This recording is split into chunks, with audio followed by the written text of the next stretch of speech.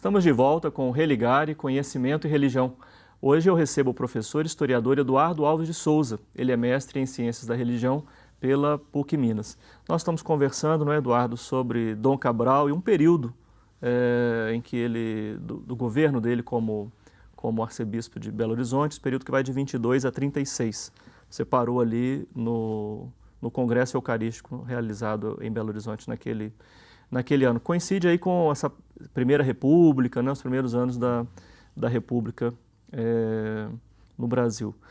Nós falávamos no final do primeiro bloco sobre a personalidade, a atuação dele, um tom assim de disputa, né, entre o catolicismo e a liderança de Dom Cabral aqui em Belo Horizonte e aspectos políticos e culturais da época. Mas quais foram, então, os instrumentos, né? Você chama de as armas, né, que ele utilizou, porque ele também era caracterizado como um combatente, né? O bom soldado de Cristo era como ele era identificado.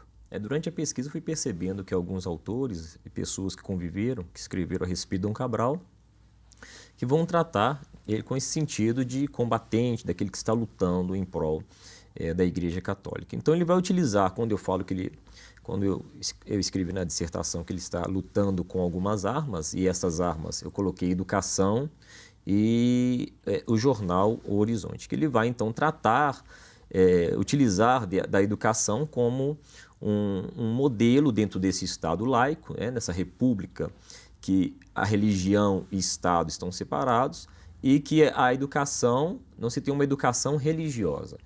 Então, para ele, é necessário formar pessoas, formar jovens para ajudar nessa evangelização e nesse combate da igreja com relação à república, essa república laica. Então, ele vai investir com relação à educação, vai lutar em favor disso, portanto, ele vai conseguir com que o governador, no entanto, o presidente do Estado naquele período, vai conceder a volta do ensino religioso, ensino religioso uma vez por semana nas escolas. Isso vai acontecer aqui em Belo Horizonte, em Minas Gerais, e depois com Getúlio Vargas também fazendo essa abertura do ensino religioso no Brasil. Então, isso demonstra que nesse momento, nesse embate ou nessa persistência de fazer o catolicismo e de ter essas armas, ele vai conseguindo sim esse espaço.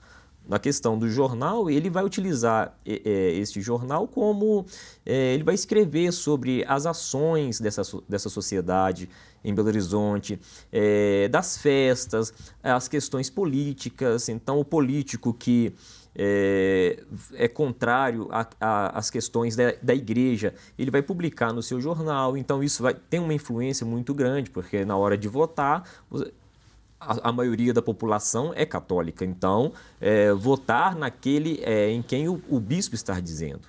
Se ele fala mal de algum, ou se ele cita alguém nesse momento, votar nesse indivíduo é votar contra também o bispo da capital. Entendo. Das ações na educação, nós poderíamos destacar a criação do seminário também, não?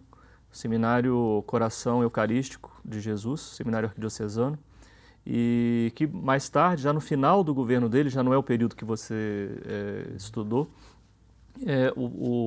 deu as bases também para a criação da Universidade Católica, hoje a PUC Minas, né? Parece que juridicamente, inclusive, foi consolidada no período de Dom João Rezende Costa, lá no seu início, né? Depois Dom Serafim, hoje Dom Valmor. O Horizonte foi um bom documento, né? Foi um lugar onde você encontrou muitas informações sobre este período. Eu utilizei o Horizonte como fonte primária, né, para ter informações e até para falar desse combate, né, porque ali está presente o texto, né, ele escreve, ele diz muita coisa com relação a essa igreja em Belo Horizonte e aumentar o número de fiéis em Belo Horizonte. Então, o Horizonte serviu de fonte primária para a pesquisa. Sim. O fato de ter escolhido o Congresso Eucarístico como um ponto assim de divisor, né, até onde a sua pesquisa é bastante significativo, né? O lema da Eucaristia estava presente enfim, no objetivo do trabalho dele, né? Ele se identificava ali o seu lema era, pela Eucaristia vive Cristo em nós. Né? Então esse tema da Eucaristia era forte no trabalho. O nome do seminário, inclusive, né, também tem a ver com isso. Qual que é a importância da Eucaristia na perspectiva política e religiosa, né, Dom Cabral? Eu percebi, né, alguns dados que ele vai dizer que é aproximar a nação a Cristo.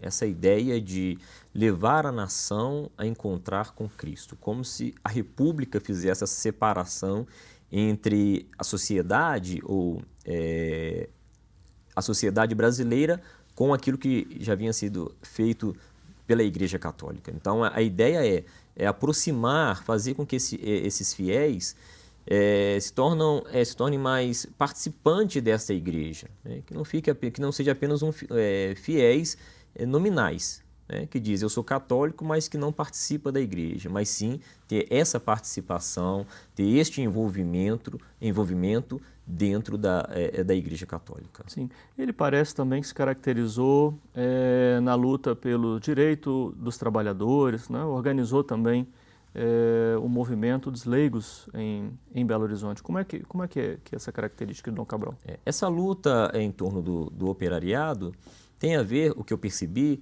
com relação ao momento crítico que o Brasil passa por este momento aí, década de 20, década de 30. Né? E olhando a questão, as questões de fora, com relação à Europa, aquilo que estava acontecendo, as transformações entre Primeira Guerra Mundial e todo esse período entre guerras, nós vamos perceber um surgimento de um socialismo, de um movimento com relação ao operariado no mundo e o medo que este movimento ele chegue até a cidade, ele chegue até esse espaço. Então já pensando em proteger esses operários e até mesmo promovendo as ações com relação a esses operários. Até que ponto que esse operário ele pode reivindicar os seus direitos, como reivindicar os seus direitos. Então ele vai ensinar também esses operários a reivindicar os direitos dentro de um viés cristão católico. Agradecer pelo patrão, agradecer pelo trabalho, ver qual a cooperação com relação a este trabalho que pode melhorar, mas dentro de um diálogo cristão. Sim, sim. Então, com essas marcas, né? A organização dos trabalhadores com estas marcas. Um elemento que você destacou ali no ano de 1928 foi um congresso relacionado à catequese, né?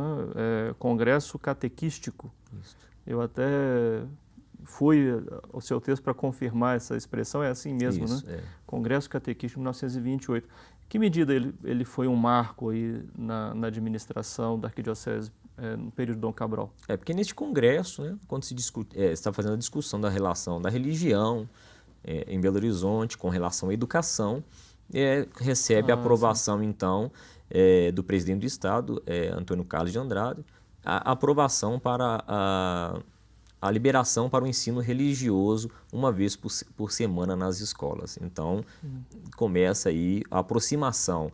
Ele tem uma conquista com relação à educação religiosa e ele consegue aproximar, nesse momento que eu percebi, a aproximação do poder religioso com o poder do Estado. Então ele faz essa aproximação que nesse momento da Primeira República foi um pouco conturbado, mas aqui fica visível aqui essa participação entre poder religioso e poder político. Hoje a legislação garante a oferta, né, obrigatória do ensino religioso, a matrícula é facultativa nas escolas públicas, mas o ensino religioso não é confessional.